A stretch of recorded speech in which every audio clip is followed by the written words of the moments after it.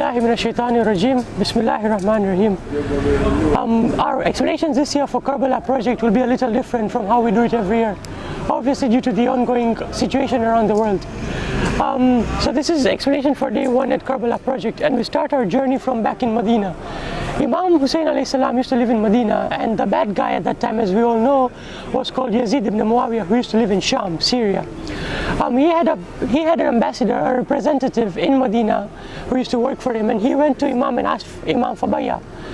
Bay'ah basically means to pay allegiance to someone or to listen to someone, and obviously a person like Imam would have not been able to listen to a person like Yazid, because Yazid used to do all the haram acts like drinking alcohol and stuff like that. So because of that situation, and Imam did not want to shed blood in Medina, he leaves from Medina heading towards Makkah to perform his Hajj. Imam reached Makkah and he placed his tents right outside the Holy Kaaba. He stayed for a few months until the time for Hajj came. When the time for Hajj came by, Yazid sent his army to Makkah, and they wanted to kill him. They had orders to kill Imam wherever they saw him. And Imam thought to himself that it wouldn't be right to shed blood in the holy city of Makkah around the Kaaba. So he leaves Makkah heading towards Kufa. Now we all need to remember that when Imam was making his journey from Medina to Makkah, Imam at that time was receiving thousands of letters from people in Kufa, the city we call Najaf right now, from the people of Kufa saying that we are here for you, we are prepared, we will fight for you, and other stuff like that, showing him support. So Imam was heading towards Kufa.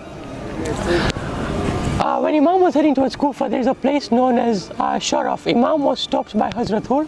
We all know Hazrat Hur was the person who changed sides on the night of Ashura.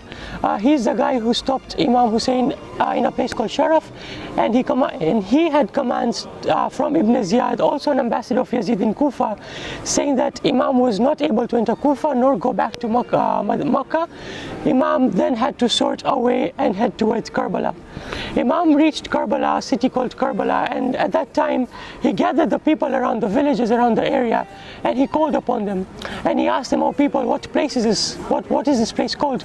So a few people said this was Nainawa, and a few people told him this was Karbala, and that's when he looked at Bibi Zainab and said, "This is exactly where we need to put our tents." So they put their tents right next to the river, so they could have water supply constantly for their stay in Karbala. So this is where we would like to end today, and inshallah tune back in tomorrow for more updates for how Imam went through in Karbala, from where he placed his tents to where he moved and other stuff like that, including the story of Habib ibn Muzahir. If you have any other questions that you have unanswered, put them in the comments and we'll take them from there and make sure we answer you. Thank you very much.